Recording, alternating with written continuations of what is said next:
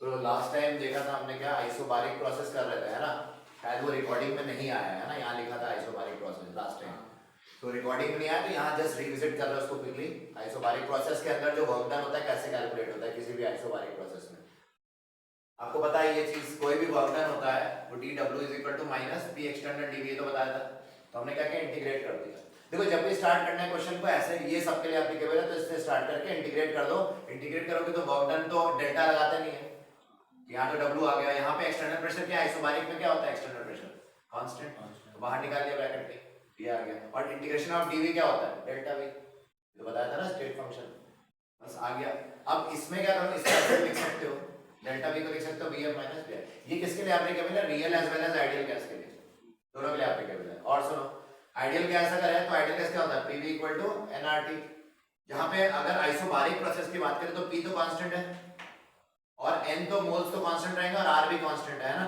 तो हम बोलेंगे v और t जो है वो वेरिएबल है, इन्हीं के आगे हम d लगाएंगे, यानी कि so p dv equal to nRT लिख सकते हैं इस इक्वेशन में। सो p डेल्टा और dv जब इंटीग्रेट करोगे ना इधर, तो इसको जब इंटीग्रेशन dv क्या हो जाएगा, डेल्टा v, और इंटीग्रेशन dt क्या हो जाएगा, डेल्टा t। और ये p डेल्टा v क्या था, work done. So work done आ जाएगा माइनस nr डेल्टा t, है ना। यहाँ सब्स्टिट्यूट कर दिया p डेल्टा v, यहाँ से ये जो है ये वाला पार्ट है ना, ये सब्स्टिट्यूट कर दिया तो यहाँ nr डेल्टा t। तो work done during any isobaric process, ये बहुत इंपॉर्टेंट वर्क डन की एक्सप्रेशन है। तो ये याद रखना, आइसोबारिक प्रोसेस हो गया, ठीक है। उसके अंदर वर्क डन कैसे कैलकुलेट करते हो समझ में आया, ये आगे सब यूज होगा एंथैल्पी वगैरह। अब देखो work done in free expansion, मतलब इनटू वैक्यूम। वैक्यूम में अगर कोई गैस एक्सपैंड कर रही है तो उसमें क्या होगा, एक्सटर्नल प्रेशर क्या होगा, जीरो। अरे क्योंकि एक्सपैंड करे यार, ये तो एक्सटर्नल प्रेशर ही नहीं है ना वैक्यूम में, एक्सटर्नल प्रेशर जीरो, तो work done in vacuum zero. So free expansion work done is always zero. इसको ऐसे लिखो, या फ्री एक्सपेंशन वर्क। फिर next, work done during chemical reactions और फेज ट्रांजिशंस, और फेज ट्रांजिशन। फेज ट्रांजिशन मतलब solid से लिक्विड, लिक्विड से गैस, है ना। इन सब प्रोसेस में, या कोई भी केमिकल रिएक्शन ऐसी, ये देखो ऐसा कोई केमिकल रिएक्शन हो रहा हो, इस टाइप का, इस टाइप का कोई केमिकल रिएक्शन हो रहा हो, तो ऐसे केसेस में वर्क डन कैसे निकालते हैं वो देखते हैं। अगर रिजिड कंटेनर है, अच्छा most of the chemical reaction हम लोग कैरी आउट करते हैं किस पे, आइसोथर्मल प्रोसेस में, मतलब कांस्टेंट टेंपरेचर पे, ठीक है, मानते हुए। तो अगर कांस्टेंट टेंपरेचर मेंटेन की है और रिजिड भी है, रिजिड मतलब delta we zero, delta we zero, तो वर्क डन क्या होगा, जीरो। उस रिएक्शन में, उस रिएक्शन को कंटिन्यू करा है किसके अंदर, ओपन कंटेनर के अंदर। ओपन कंटेनर में एक्सटर्नल प्रेशर क्या होता है, कांस्टेंट या गैस के प्रेशर के बराबर, तो work done is equal to minus P gas, external की जगह पी गैस डाल देंगे, ठीक है। और अगर रिएक्शन में आइडियल गैस इन्वॉल्व है और कांस्टेंट टेंपरेचर प्रेशर, मतलब वही, क्योंकि कांस्टेंट टेंपरेचर तो होगा ही, क्योंकि यहाँ पे भी कांस्टेंट टेंपरेचर माना है, यहाँ पे भी कांस्टेंट टेंपरेचर माना है, यहाँ पे भी कांस्टेंट टेंपरेचर मानेंगे, क्योंकि most of the reaction occur at this. So अगर T and P रखा तो बताओ वर्क डन क्या हो जाएगा इससे। अगर इस एक्सप्रेशन में अगर हम देखें, Mg क्या है, number of moles of gas. अगर हमने यहाँ वेरिएबल कौन कौन है, सॉरी कांस्टेंट कौन है, P R T है ना कांस्टेंट। अरे P और T तो यहीं पे हो गए कांस्टेंट, और R तो गैस कांस्टेंट होता ही है। तो इस एक्सप्रेशन में क्या वेरिएबल होगा, V और Mg, ये तो वेरिएबल्स होंगे। सो अगर मैंने यहाँ पे dv लगाया और इधर dng लगाया, तो इसको सब्स्टिट्यूट कर सकते हैं, p dv की जगह यहाँ डालो, क्या मिलेगा अपने को, dng/rt मिलेगा। उसको इंटीग्रेट किया तो इंटीग्रेशन ऑफ dng क्या होता है, delta mg, integration of dng is delta mg, तो यहाँ लिख दिया। तो ये एक्सप्रेशन भी बहुत इंपॉर्टेंट, देखो ये एक्सप्रेशन को देखो और ये अलग अलग है। ये आइसोबारिक प्रोसेस का जनरल वर्क डन है, ये भी isobaric as well as isothermal condition में। ये कब, isobaric as well as isothermal में जो work done during a chemical change, ठीक है, ये होता है। तो हमने ये भी बता दिया। और जहां पे डेल्टा एमजी क्या होता है, delta MG is the difference between moles on product, gaseous product minus gaseous reactant. मतलब अगर ये चारों गैसेस हैं तो C, इसके मोल्स कितने हैं प्रोडक्ट साइड में, C plus P minus A plus B, तो ये आ जाएगा डेल्टा एमजी, ऐसे निकालेंगे, ठीक है। प्रोवाइडेड ये गैसेस है, अगर मान लो एक लिक्विड कर दिया, A लिक्विड हो गया, तब तो A को गायब कर देंगे, क्योंकि वो गैस थोड़ी ना, सिर्फ गैस के मोल्स आने चाहिए वहां पे, है ना। खैर वापस लिख देते हैं अभी। अब देखो जेई मेन के लिए अभी जो भी ग्राफिकल क्वेश्चन आते हैं, ध्यान देना, ग्राफिकल किसके लिए प्लॉट होते हैं, जनरली रिवर्सिबल के लिए बताया था। रिवर्सिबल प्रोसेसेस में ग्राफिकल क्वेश्चंस होते हैं। यहाँ देखो जैसे ये अब मान लो एक प्रोसेस है पीवी, पीवी में आप बताओ प्रेशर वॉल्यूम वर्क डन का एरिया क्या होगा। मान लो यहाँ से कोई प्रोसेस कैसे भी गई यहाँ पे, तो एरिया अंडर द कर्व क्या देता है, work done, magnitude of work done, है ना, मैग्नीट्यूड ऑफ वर्क डन। तो अगर मुझे जेई मेंस में एक बार आया था, अभी अभी मतलब लेटेस्ट सवाल है, ऐसा ग्राफ दे दिया और यहाँ कुछ वैल्यूज वैल्यूज दी होगी, बताओ इसका एरिया वर्क डन कैसे निकालेंगे इस ग्राफ का, magnitude of work done, area of this, area कैसे निकालोगे, ये स्क्वायर है मान लो, है ना, ये क्या स्क्वायर है, मतलब यहाँ 2 2 है तो स्क्वायर ही होगा, तो base into sorry length into breadth, है ना।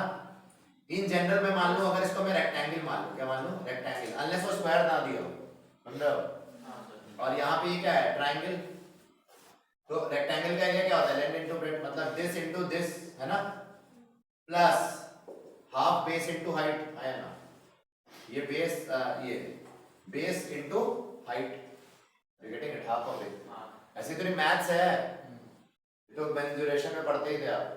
तो work done is the area under the curve, तो पूछेंगे what is the area under the curve, this, ये जेई में आ गया, क्लियर हो गया, वैल्यूज दी होगी यहाँ पे, निकाल लेना, तो डाल ही दो।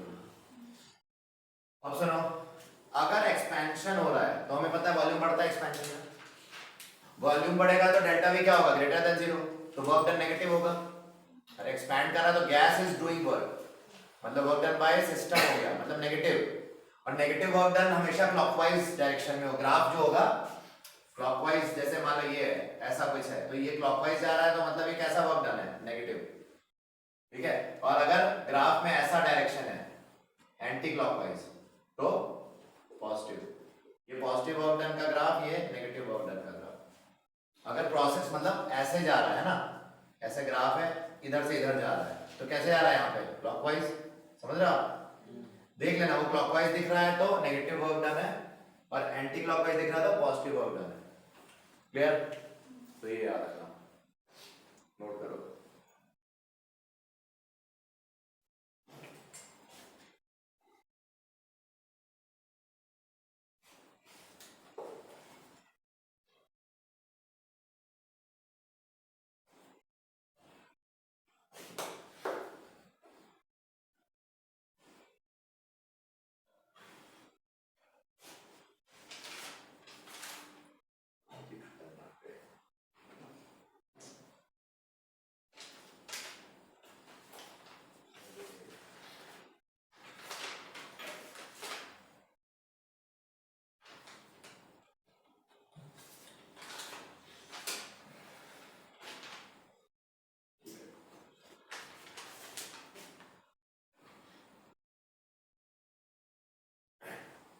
अब हम बात करेंगे, अभी तक हमने किसकी बात की बताओ, वर्क डन, है ना, वेरियस प्रोसेसेस में वर्क डन की बात की, सबका एक्सप्रेशन निकालना हो तो आप निकाल लोगे, अगर आपको नहीं भी रटा हो मान लो तो कर लोगे, क्यों, कैसे करोगे, वर्क डन के सारे मैंने अभी जो बताया, dw equal to minus P external dv से, स्टार्टिंग यहाँ से करो, बाकी आप देखते जाओ कांस्टेंट क्या है, बाकी आइडियल गैस की इक्वेशन लगा दो, pv इक्वल टू nRT करके, है ना, यही तो कर रहे हैं बार बार, इसको इंटीग्रेट कर रहे आ रहे हैं और यहाँ पे सब्स्टिट्यूट करे जा रहे हैं और कुछ कर नहीं रहे, जो भी कांस्टेंट डिपेंडिंग ऑन जो भी कांस्टेंट दिया कर लोगे ना, अभी तक यही किया हमने, so it is now very easy, कोई भी प्रोसेस आ जाए आप वर्क डन उसमें निकाल सकते हो आराम से, गारंटी होगी, लेकिन अभी हीट इसी तरह से किसी प्रोसेस में निकालनी है, हीट एक्सचेंज तो वो भी देख लेते हैं, हीट एक्सचेंज निकालना है अगर, यानी कि Q, मैंने बताया था ना डेल्टा Q कुछ नहीं होता, Q होता है, सो Q जो है हीट एक्सचेंज है या एनर्जी एक्सचेंज है, अगर हीटिंग और कूलिंग हो रही है, हीटिंग और कूलिंग मतलब बताओ हीट एक्सचेंज हो रही है तो क्या होगा, या तो हीट होगा या कूल,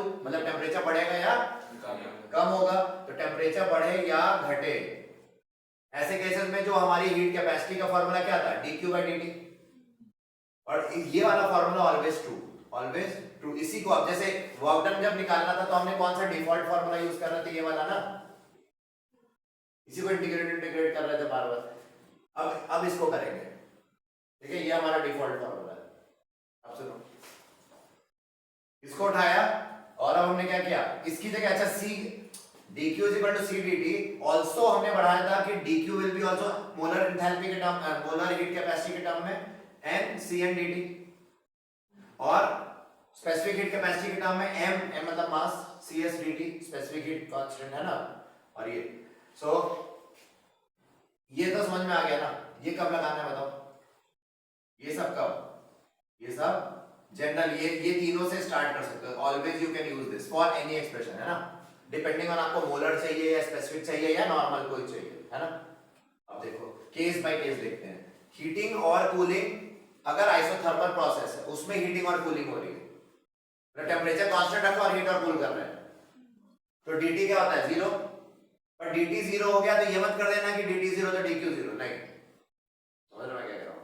आपको कैसे निकालना होगा dq, du माइनस dw करके, ठीक है, क्योंकि ये du फर्स्ट लॉ लगाना होगा, है ना, फर्स्ट लॉ से निकालेंगे। क्लियर हो गया। अब कूलिंग हो रही है, हीटिंग हो रही है, बट कौन सा प्रोसेस है, आइसोकोरिक, मतलब कांस्टेंट वॉल्यूम। कांस्टेंट वॉल्यूम होगा तो heat capacity, heat exchange at constant volume is equal to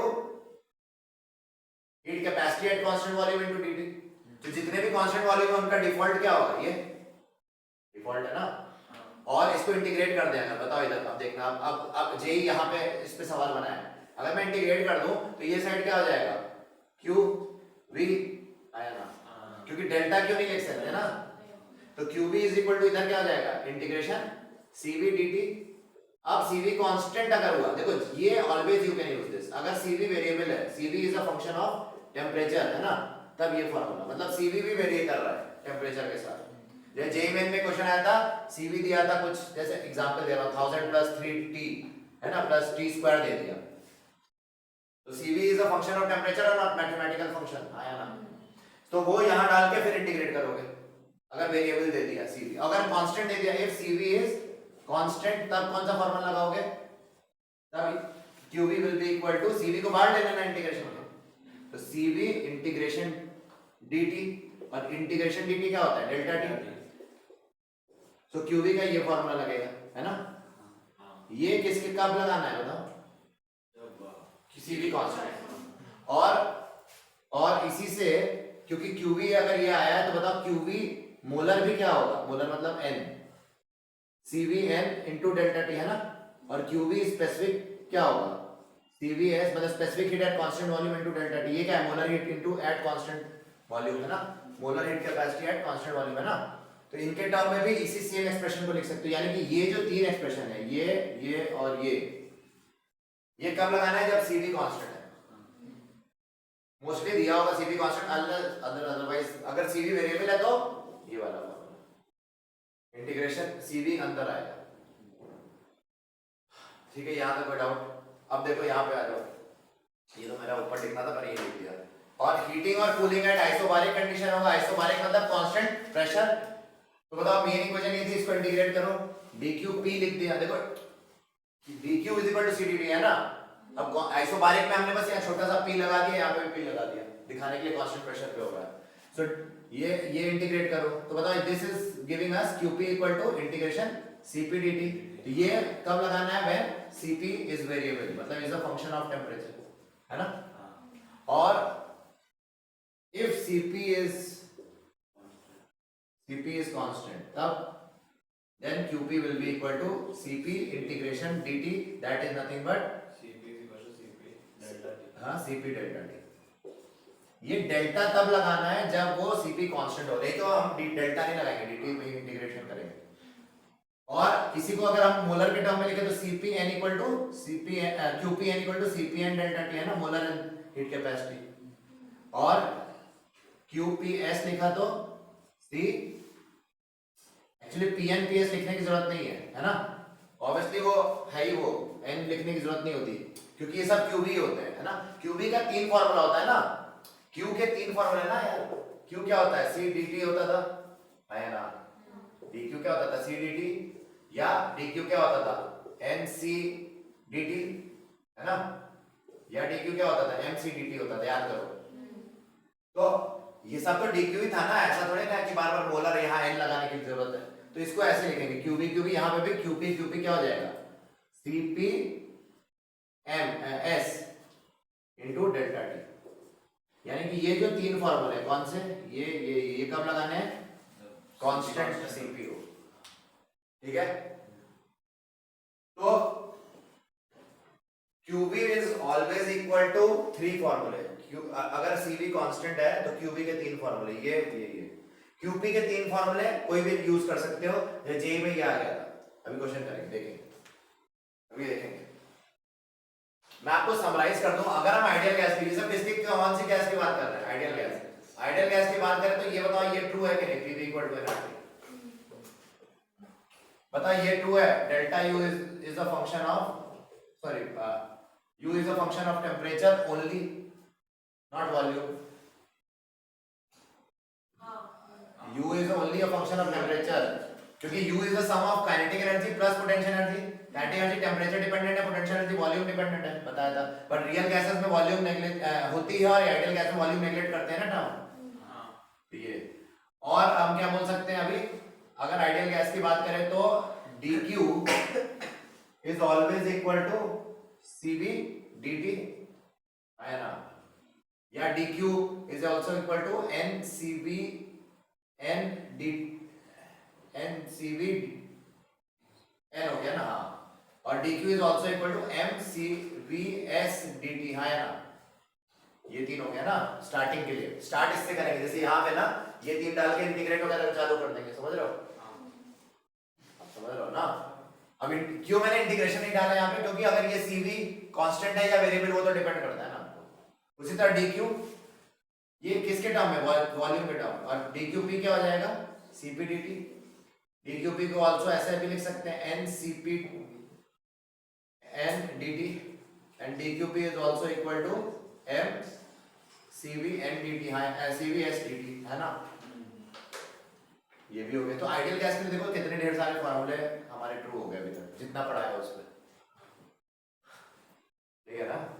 और कोई बचा आइडियल गैस के लिए, मेरे ख्याल से मैंने मैक्सिमम चीज तो बताई है, देखते हैं और कुछ बचता है तो बताते हैं।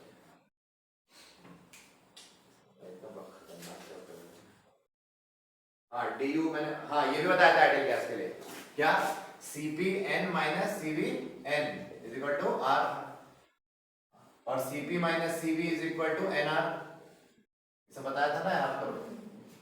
n मतलब मोलर हीट है ना, लगाते हैं। और कुछ, हाँ एक और चीज हो सकती है क्या, मतलब इसी को ऐसे लिख सकते हैं Cv dt du is equal to, क्या लिख सकते हैं बोलो, Cv dt लिख सकते हैं क्या, देखो हाँ लिख सकते हैं ना, du equal to Cv dt भी लिख सकते हैं, ये भी होता है। ये कैसे आता है ये भी हम डिराइव करेंगे, अभी नहीं, अभी हम डिराइव करेंगे, ये भी लिख के रख लो, ये भी हम देखेंगे कैसे आता है।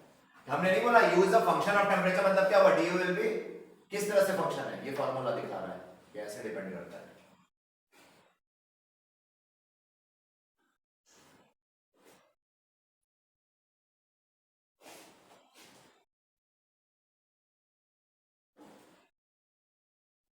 also du equal to n cv n dt, है ना, also du equal to m cv s dt, समझ रहे हो ना। बार बार मोलर और स्पेसिफिक डालते रहो उसमें बीच बीच में, है ना, सबके टर्म में लिखा जा सकता है। तो ये तीन हो गया dq v लिखने का तरीका, ये आइसोकोरिक प्रोसेस की बात हो रही है तब, ये हो गया आइसोबारिक प्रोसेस की बात हो रही है तब, ठीक है। तो मैंने समराइज कर दिया यहाँ पे कि क्या क्या हमें यूजफुल है। आपको इसका मतलब समझ में आता है, CVN लिखा है तो इसका क्या मतलब है, heat capacity, sorry molar heat capacity at constant volume. ये लिखा है तो specific heat capacity at constant volume, ये लिखा है तो molar heat capacity at constant pressure, ये लिखा है तो specific heat capacity at constant pressure, ये सब पता होना चाहिए।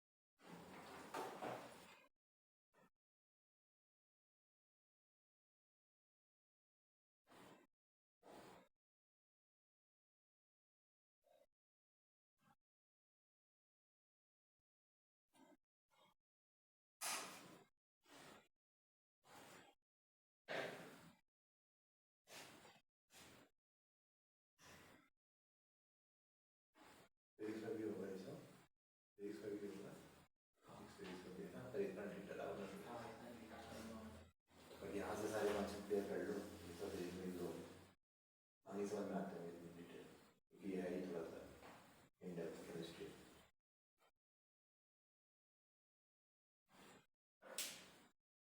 यहाँ पे एक एक टर्म क्लियर करते हुए जा रहे हैं ना। बुक्स में जब लिखते हैं ना तो वो जनरली इसी तरह से छोड़ देते हैं, सी या सीपी सीबी, मोलर है कि स्पेसिफिक है नहीं बताते, तो वहां पे फंस जाते हो आप और सारे गलत आने लगते हैं। इसलिए जेई क्या करता है, वो जानता है, आपको ये नहीं पता है, तो आपको इसलिए मैंने एक एक चीज CVN बगल में लिख दिया है ना, ऐसे करके सब कुछ बता दिया कि भाई देखो CP अलग है, CPN अलग है, CVS अलग है, सेम नहीं है ये, है ना, बुक्स में सेम बताया जाता है।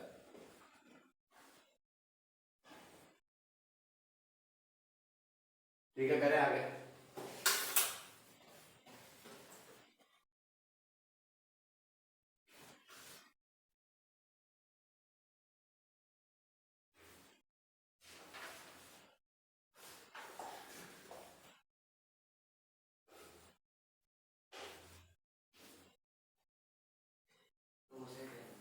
ये ना राइट साइड,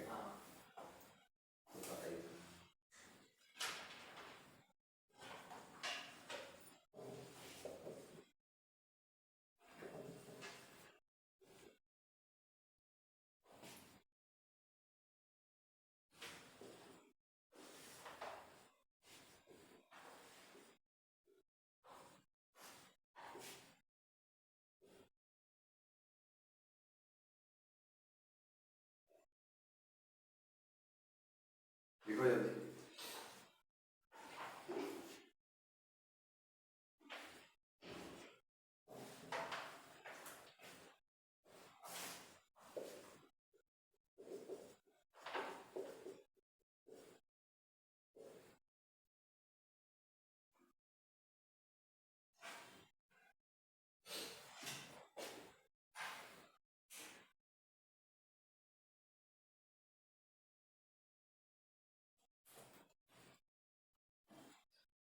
ठीक है, अब अभी तक हमने क्या देखा, वर्क डन, पहले मैंने आपको क्या स्टार्ट किया था, वर्क डन के सारे डिफरेंट फॉर्म्स दिखाए है ना, अलग अलग प्रोसेस में। फिर मैंने आपको किसका अलग अलग फॉर्म दिखाया, DQ का, क्या इंटरनल एनर्जी का एक फॉर्म बच गया, तो DU का जो है फॉर्म वो बच गया है ना। तो DU या delta U, calculation of delta U for chemical reactions और phase transition at constant volume, अगर हमें निकालना है कांस्टेंट वॉल्यूम मतलब आइसोकोरिक प्रोसेस, तो आप क्या करेंगे बताओ, कांस्टेंट वॉल्यूम में क्या होता है, डेल्टा V क्या होता है, 0 है ना, या dV 0 होता है ना। तो हमें पता है du इज इक्वल टू क्या बताया था, dq प्लस dw, है ना, ये होता है first law of thermodynamics. First law of thermodynamics में ऐसे लिख सकते हैं, dw की जगह क्या लिख सकते हैं, माइनस p dv, बताया था ना, is du, but isochoric process है, dv 0 है, तो ये वाला टर्म क्या हो जाएगा 0, देयरफॉर du किसके बराबर हो जाएगा, dq, है ना, कांस्टेंट वॉल्यूम पे du किसके बराबर होगा, dq। अब इंटीग्रेट कर दो दोनों तरफ, इंटीग्रेट करोगे तो ये क्या बन जाएगा बताओ, ये तो u डेल्टा u हो जाएगा, क्योंकि integration of du is delta u, और इसका इंटीग्रेशन क्या हो जाएगा q, बताया था ना, dq डेल्टा नहीं लिख सकते q के आगे, हाँ, और q क्या होता है बताओ, c v डेल्टा t लिख सकते हैं इसको, क्यों, अरे ऐसे लिख सकते थे ना, integration of cv delta dt, या तो लिखो अगर cv कांस्टेंट नहीं है, क्योंकि cv v क्यों ले रहे हैं, क्योंकि हम कांस्टेंट वॉल्यूम पे बात कर रहे हैं ना, इसलिए हमने cv उठाया ना कि cv, ठीक है, क्लियर हुआ। तो यहाँ cv dt लिखो इंटीग्रेशन, या अगर कांस्टेंट है cv तो इंटीग्रेशन ऑफ dt, ऐसे लिखा होगा ना तुमने, dt integration, therefore delta u क्या आ गया, q v बोल सकते हो, qv या cv डेल्टा t, है ना। और ये बात, ये फॉर्मूला मैंने पहले ही बताया था, इसीलिए मैंने वहां पे देखो यहाँ लिखा है cv dt, ये मैंने कब बताया था, मैंने आपको बताया था जब फर्स्ट लॉ को समझा रहा था कि डेल्टा यू की दो डेफिनेशन होती है, it is the heat exchange at constant volume, बताया था उस समय, और वो क्या एग्जैक्टली फार्मूला, वो है cv डेल्टा t। अब cv डेल्टा t की जगह मैं और कैसे लिख सकता था बताओ, अगर मोलर के टर्म में लिखना है n cvn डेल्टा t, है ना, स्पेसिफिक के टर्म लिखना है m cvs डेल्टा t, समझ रहे हो मेरी बात, ये तो बताया वहां पे सारा। तो इस पे भी न्यूमेरिकल अभी अभी जेईई मेन में आया है, 2020 में आके गया था, देखते हैं क्या आएगा, आई थिंक 2020, हाँ 8 जैन को आया था, ये नोट करो, फिर ये क्वेश्चन देखते हैं।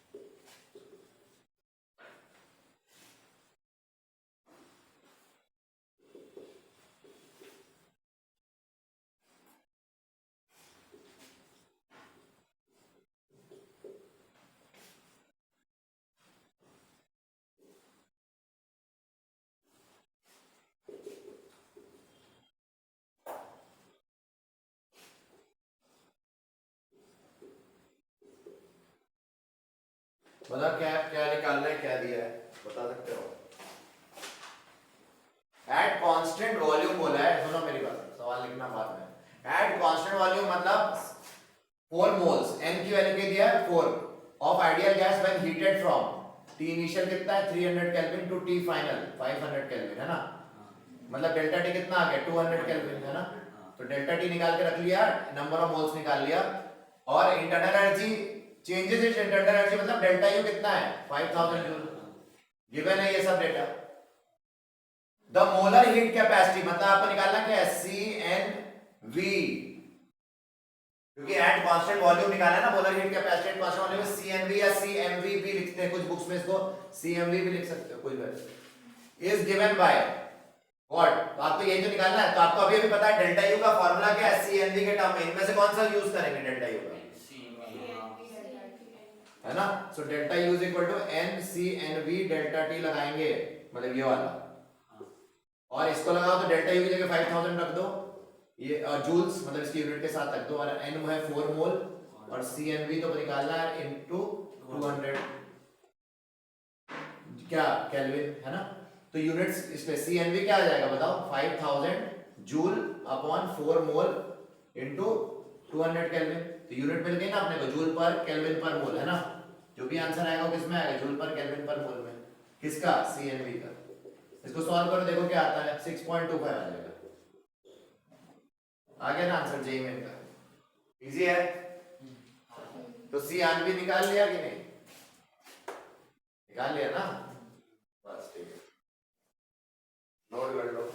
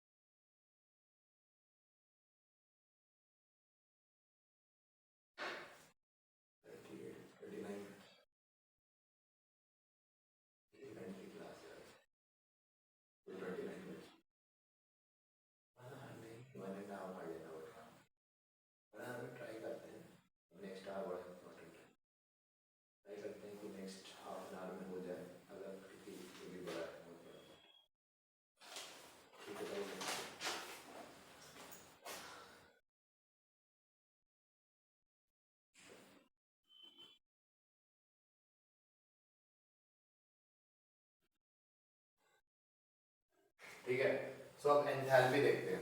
अभी तक देखो जितनी बातें हम कर रहे थे किसके बारे में बात कर रहे थे, इंटरनल एनर्जी, है ना?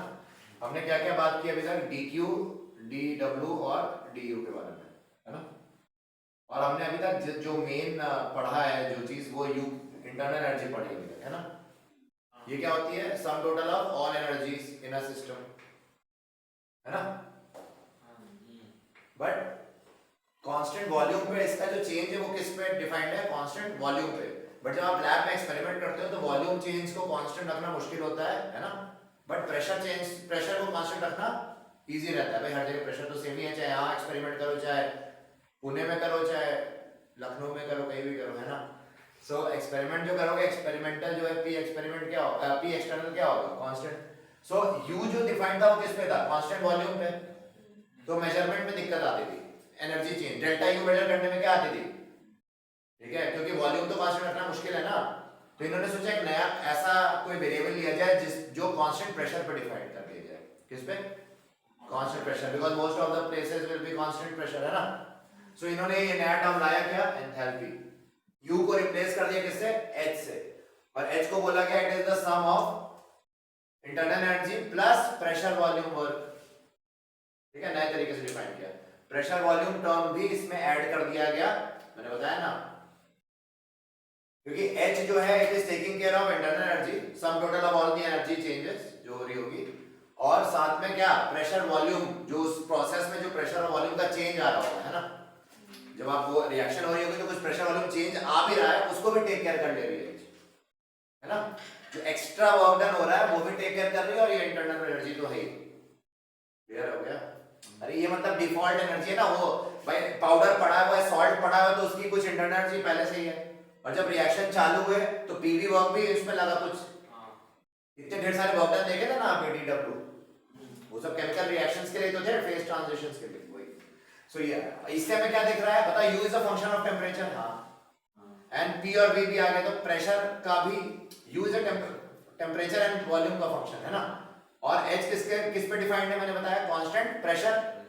तो ये अगर प्रेशर चेंज होगा तो h भी चेंज होगा, है ना, तो प्रेशर और टेंपरेचर दोनों का फंक्शन है कब, रियल गैस के लिए, बट आइडियल गैस के लिए it is only a function of temperature. जैसे u delta u is also function of temperature for ideal gas बताया, and for real gases u is a function of volume and temperature. हाँ या ना, but h देखो is a function of pressure and temperature for real gases, है ना, and for ideal gas h is a function of only temperature. Clear हो गया, ये याद कर लो, ठीक है। तो ये हो गया एंथैल्पी के बारे में, और ये एक्सटेंसिव प्रॉपर्टी होती है ना, depends on amount of substance. State function है डेल्टा h, इसका निकाल लिख सकते हो delta h final minus h initial. अच्छा, कहीं ये तो हो गया एंथैल्पी के बेसिक्स। अभी कहीं लिखा हुआ तुम्हें मिले assume non expansion work done is zero, ऐसे क्वेश्चन में आ जाता है जेईई में, अज्यूम नॉन एक्सपेंशन वर्क मतलब non PV work is zero, और नॉन पीवी वर्क से हमें कुछ लेना देना है केमिस्ट्री में नहीं, क्योंकि फिजिक्स में है ना इलेक्ट्रिकल वर्क डन, और ये सब हमें केमिस्ट्री में थोड़ा ना इलेक्ट्रिकल वर्क, तो वो जीरो मान भी लिया तो उससे कोई ये डराने का तरीका है कि अरे कुछ ये क्या मतलब हुआ इसका, कुछ नहीं, ये बोल रहा है कि भाई इग्नोर कर दो जो एक्स्ट्रा फिजिक्स वाला वर्क डन है, समझ लो, सिर्फ केमिस्ट्री का वर्क डाल लो, गैसेस के लिए वर्क डाल लो, ठीक है, बाकी सब छोड़ दो, है ना, ठीक है। सो ये नोट करो, फिर हम एंथैल्पी को आगे बढ़ाते हैं इसके बाद। तो अभी हमें एंथैल्पी हमने किया, हमें क्या इंपॉर्टेंट लिखी, एंथैल्पी चेंज इंपॉर्टेंट है, ठीक है, क्या इंपॉर्टेंट है, एंथैल्पी चेंज, है ना, क्योंकि मेजर तो हमें वही करना है। मान लो कि रिएक्शन लिखी a of a plus b of b gives c of c plus d of d, तो इस रिएक्शन में हम क्या इंटरेस्टेड है, डेल्टा h निकालने के लिए, क्लियर, डेल्टा u से हमें ज्यादा फर्क नहीं पड़ेगा, पर डेल्टा h होगा, फायदा क्या होगा, it will take care of delta u and pressure volume work, है ना, अभी आगे देखेंगे, ठीक है ना।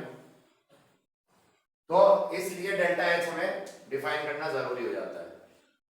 आगे बढ़ने से पहले एक थर्मोकेमिकल इक्वेशन बेसिक जान लो। थर्मोकेमिकल इक्वेशन क्या होती है, एनी इक्वेशन ऐसे लिखी हो और इसके बगल में delta H of reaction, heat of reaction लिखा हो, है ना, ठीक है, यानी कि डेल्टा एच लिखा हो इसका, तो इस टाइप का representation, and it will be equal to plus minus of some number, या तो प्लस होगा या माइनस होगा। तो थर्मोकेमिकल इक्वेशन की क्या प्रॉपर्टीज होती है, इसकी दो प्रॉपर्टीज होती है। प्रॉपर्टी ये है कि अगर मैंने इस थर्मोकेमिकल इक्वेशन को किसी नंबर x से मल्टीप्लाई कर दिया, है ना, x से मल्टीप्लाई कर दिया किसी भी नंबर x से, इसको पूरी इक्वेशन को मल्टीप्लाई किया, तो डेल्टा HR को भी हम किससे मल्टीप्लाई करेंगे, x से, है ना, क्लियर हो गया। और सेकंड प्रॉपर्टी होती है, अगर हमने थर्मोकेमिकल इक्वेशन को फ्लिप कर दिया, मतलब इस इक्वेशन को फ्लिप कर दिया, देख रहे हो आप, c और c पहले लिख दिया, ये टर्म पहले लिख दिया, तो डेल्टा h का जो साइन है वो भी क्या हो जाएगा, फ्लिप, तो डेल्टा HR जो लिखोगे आप क्या लिखोगे, माइनस प्लस डैश, मतलब अगर प्लस था तो क्या हो गया माइनस, और माइनस था तो क्या लिखोगे प्लस, जैसे माइनस 300 लिखा है तो यहाँ क्या आएगा प्लस 300, अगर फ्लिप कर दिया इक्वेशन को, ठीक है। तो ये थर्मोकेमिकल इक्वेशन की दो प्रॉपर्टीज काफी यूजफुल है, और हम आगे इनको हेस लॉ जब पढ़ेंगे आगे तो यूज करेंगे काफी, तो अभी के लिए नोट कर लो। अभी हम एंथैल्पी को डिटेल में देखेंगे, पहले अभी बेसिक बात करें।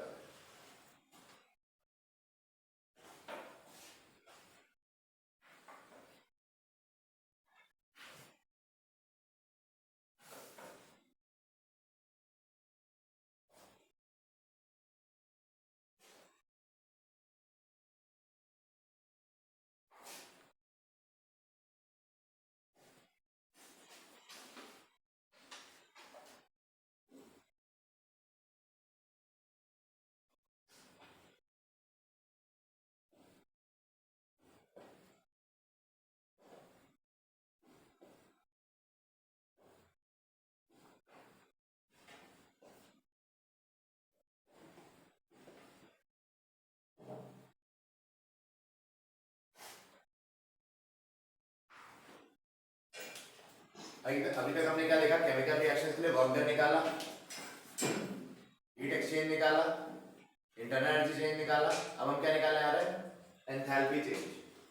और केमिकल रिएक्शंस। तो पहला क्या है, अगर कांस्टेंट प्रेशर है तो क्या होगा, हमने बताया था delta H is a function of pressure and temperature. But अगर प्रेशर ही कांस्टेंट रख दोगे तो आइडियल गैस की बात हो रही है ना। So delta H is only going to be a function of temperature, जो कि अभी हम देखेंगे delta H is a function of temperature, दिख भी रहा है, आना ही चाहिए। तो कैसे डिराइव करेंगे इसको, देखते हैं। हमें पता है dq क्या होता है, du क्या होता है, फर्स्ट लॉ से dq प्लस dw। p क्यों लगा दिया यहाँ पे, क्योंकि कांस्टेंट प्रेशर पे। dw क्या होता है, माइनस p dv। तो इसको सब्स्टिट्यूट यहाँ किया, तो इसको जब इधर ले गए तो dq क्या आ गया, du प्लस p dv। इसको फर्स्ट इक्वेशन मान ली। ऑल्सो हमने बताया अभी अभी by enthalpy definition h equal to u plus pv, और प्रेशर अगर कांस्टेंट है तो क्या हो जाएगा, मैं p के आगे d नहीं लगा सकता, बाकी सबके आगे d लगा सकता हूँ कि नहीं। तो dh equal to du plus p dv लिख सकता हूँ, ये सेकंड इक्वेशन मान लो। इन दोनों को कंपेयर करो, कंपेयर करने में नहीं दिख रहा, ये टर्म तो राइट साइड सेम है, तो लेफ्ट साइड बराबर हो जाएंगे कि नहीं। सो dh इक्वल टू dq भी लिख सकते हैं इससे। अब इंटीग्रेट कर दो दोनों तरफ, इंटीग्रेट किया तो क्या हुआ, integration of dh is delta h, integration of dqp is qp, और ये मैंने बताया कि cp dt भी लिख सकते हो, dqp क्या होता है, cp dt प्रेशर के टर्म में। और इंटीग्रेट करेंगे, ये कब लगाएंगे, जब वेरिएबल है क्या, cp वेरी विद टेम्परेचर। ये कब लगाना है, when cp is a function of temperature. और अगर cp कांस्टेंट है तो क्या लगाएंगे, ये वाला फॉर्मूला, ये वाला लगाना है जब cp कांस्टेंट है। तो cp कांस्टेंट है तो ये पूरे, अब मोलर एंथैल्पी के टर्म में लग सकते हो, सॉरी मोलर हीट कैपेसिटी के टर्म में, या स्पेसिफिक हीट कैपेसिटी के टर्म में लिख सकते हो एट कांस्टेंट प्रेशर्स।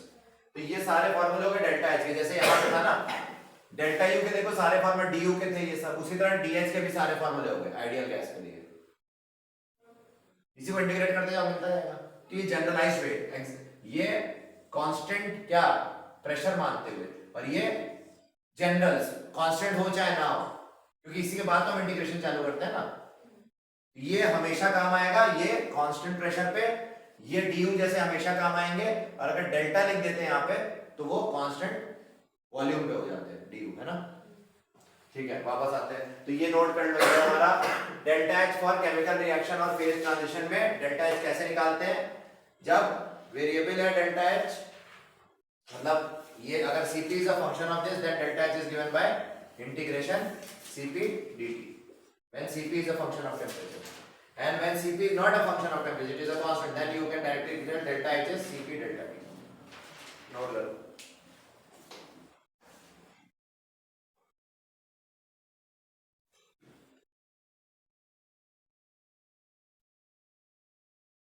अब ये देखो next part, relation between delta H and delta U for ideal gas. Delta H और डेल्टा यू में क्या क्या रिलेशन है डिफरेंट डिफरेंट प्रोसेस के लिए। देखो आपको पता है एच क्या होता है, यू प्लस पीवी, तो अगर मैं दोनों तरफ डी लगाऊंगा तो D H equal to D U plus D PV हो जाएगा, आया ना। और इसका क्या मतलब होता है, यहाँ लिख दे रहा हूँ, D H equal to D U plus, जब भी डी ऑफ दो वेरिएबल है, अगर दोनों वेरिएबल होंगे तो पी डी वी लिखते हो प्लस वी डी पी लिखते हो ना। दोनों, एक बार p को कांस्टेंट रखा, b को वेरी किया, एक बार b को कांस्टेंट रखा, p को वेरी किया, है ना। मैथ्स में तो यही होता है। सो dpv का क्या मतलब हुआ, ये dpv मींस दिस थिंग, तो ये समझ में आ गया। तो dh का तुम्हारा एक generalised, always you can start with this, always start, जब भी क्वेश्चन आए always you can start using this formula, इससे सारे केसेस बन जाएंगे। अगर आइसो, देखो कैसे बनेंगे, अगर प्रेशर कांस्टेंट है मतलब आइसोबारिक प्रोसेस है, तो यहाँ पे क्या रखोगे, dp 0, सो क्या फार्मूला आ जाएगा, dh equal to du plus pdv, ये आ जाएगा ना, dh equal to du plus pdv। और इसको इंटीग्रेट कर दोगे जब, तो dh का इंटीग्रेशन डेल्टा h, du का इंटीग्रेशन डेल्टा u, और p तो कांस्टेंट था ही यहाँ पे, तो बाहर निकाले integration of dv is delta v। ये फार्मूला न्यूमेरिकल्स में यूज होता है आपके बुक में ढेर सारा, है ना। डेल्टा h और डेल्टा u ये कब होता है, जनरली लिक्विड्स और गैसेस, अगर फेज ट्रांसफॉर्मेशन की बात करें तो जब लिक्विड से गैस बन रहा होता है तो वॉल्यूम चेंज कुछ तो होता है, सिग्निफिकेंट वॉल्यूम चेंज माना जाता है ना। तो हम ये वाला फार्मूला लगा सकते हैं, लिक्विड से गैस जब ट्रांजिशन हो रहा है तो ये फार्मूला भी लगता है। क्लियर। अगर वॉल्यूम कांस्टेंट होता मतलब कैसा प्रोसेस है, आइसोकोरिक, तो इस जनरल फार्मूले पे आ जाओ, बताओ क्या कांस्टेंट है, वॉल्यूम, वॉल्यूम कांस्टेंट मतलब डीवी टर्म क्या हो जाएगा, 0। सो डेल्टा एच डीएच किसके बराबर होगा, डीयू प्लस वीडीपी, वही लिखा है मैंने, और इसको इंटीग्रेट कर दिया मिल जाएगा। और अगर दोनों कांस्टेंट है, कौन, प्रेशर एंड वॉल्यूम, मतलब आइसोबारिक भी आइसोकोरिक भी, तो यहाँ पे देखो ये भी टर्म जीरो हो जाएगा, ये भी टर्म जीरो हो जाएगा, तो डेल्टा एच डेल्टा यू के बराबर। ये कब होता है, ये पाएंगे जब सॉलिड से लिक्विड बनता है तो वॉल्यूम चेंज क्या होता है, जीरो माना जाता है अप्रोक्सीमेटली। बहुत ज्यादा वॉल्यूम चेंज नहीं होता है सॉलिड से लिक्विड में, ठीक है। न्यूमेरिकल में अज्यूम करोगे जब भी सॉलिड से लिक्विड जा रहा है डेल्टा भी जीरो मान लोगे अप्रोक्सीमेटली, तो उस केस में क्या होगा, delta H equal to delta U, क्योंकि डेल्टा भी जीरो मानोगे तो ये हो जाएगा, ठीक है। तो जनरली ये हो जाता है। और प्रिंसिपल है ये नोट करो, फिर वो समझाता हूँ, ये वाला समझाते हैं।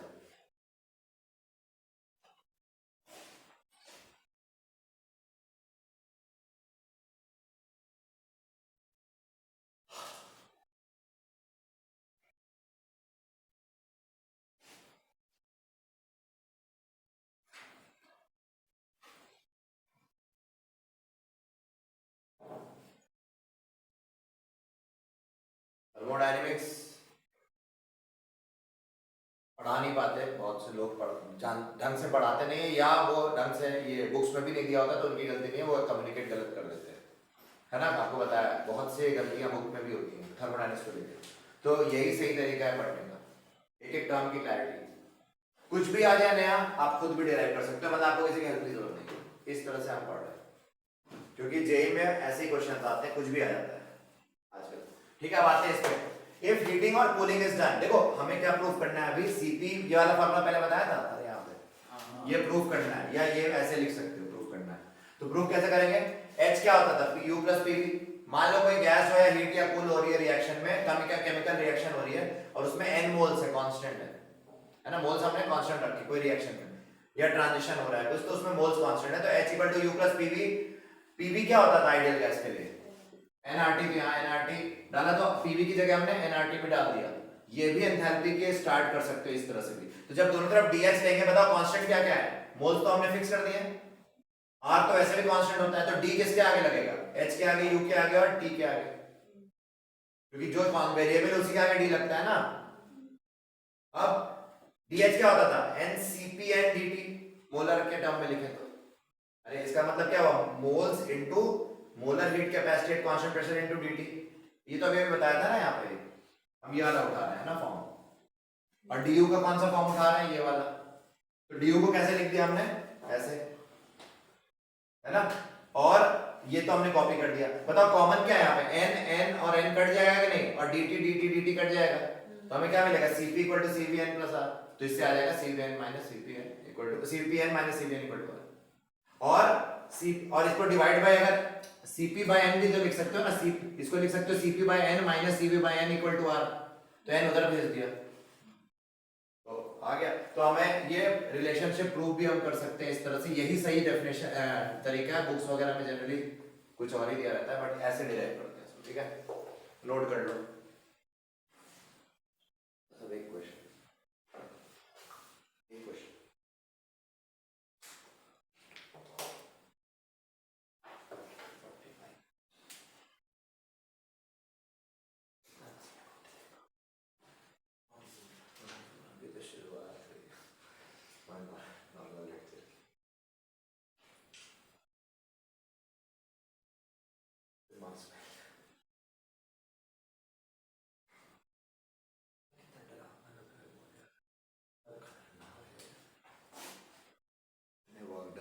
तो जो हमने वर्क डन किए, डी क्यू, देखो हमने क्या क्या पढ़ा अभी तक, अगर आप ध्यान से देखो, D W, D Q, D you, फिर डी डी एच, है ना, ये तो पढ़ रहे हैं हम तब से, पिछले 2 लेक्चर से तो यही चल रहा है, ठीक है। आगे बढ़ते हैं अब इस पे, और क्वेश्चन करते हैं जेई मेन का, और देखते हैं क्या हम बना पाएंगे, इस नॉलेज से क्या हम जेई का क्वेश्चन बना सकते हैं।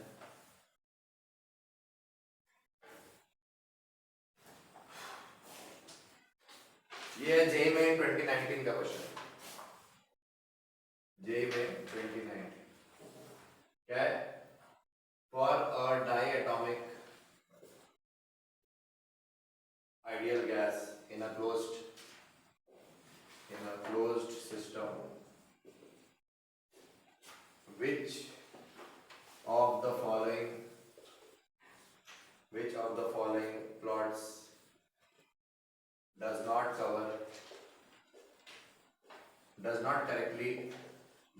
correctly describe the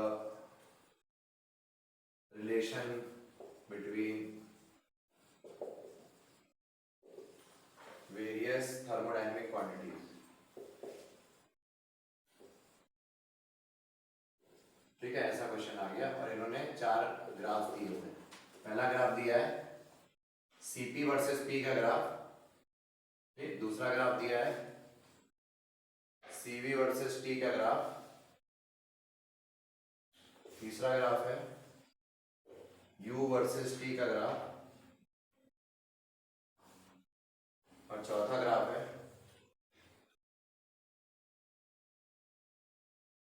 Cv versus V का ग्राफ।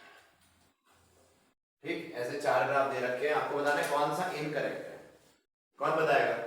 बहुत आसान क्वेश्चन है, वेरी इजी, एकदम मजाक क्वेश्चन, जेईई का एकदम घटिया क्वेश्चन, दिखने में डरावना है, बहुत ही घटिया। बताओ बात। अरे ये देखो, लिखना बंद करो पहले, समझ लो। For a diatomic molecule, sorry ideal gas, diatomic ideal gas H2 हो गया, O2 कुछ भी हो गया, इन अ क्लोज सिस्टम, ठीक है, बहुत अच्छी बात है। Which of the following is not correct? बताओ Cp वर्सेस P का ग्राफ। Cp क्या होता है? Heat capacity at constant pressure. तो जब प्रेशर ही कांस्टेंट है तो प्रेशर बढ़ा के ये बढ़ेगा ही नहीं ना, ये तो डिफाइंड ही कांस्टेंट प्रेशर पे है, तो it is independent of this. समझ रहे हो? तो ये ग्राफ ही गलत है, यही आंसर है हमारा, इनकरेक्ट हो गया answer.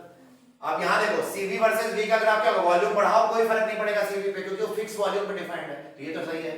Cv versus T temperature पे डिपेंड करता है, हां करता है Cv, है ना भाई, वहां पे देखो ना रिलेशन है, तो टेंपरेचर बढ़ाने पे Cv की वैल्यू चेंज हो सकती है, because it is a function. Yes, बताया था ना, Cv can be a function of temperature,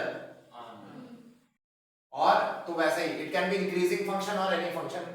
और U क्या है? इंटरनल एनर्जी, ये भी फंक्शन है ना टेंपरेचर का, अरे चेंज हो सकता है ना टेंपरेचर के साथ, और ये भी Cv is also function of temperature. तो यही एकलौता ग्राफ जो है गलत है, तो ये आंसर हो गया। तो ये जेईई मेन का एक बहुत ही बेकार सा क्वेश्चन नहीं है, अच्छा क्वेश्चन, लेकिन हमारे लिए बेकार है, ठीक है, तो नोट कर लो। फिर बाकी हम कंटिन्यू करेंगे नेक्स्ट क्लास में।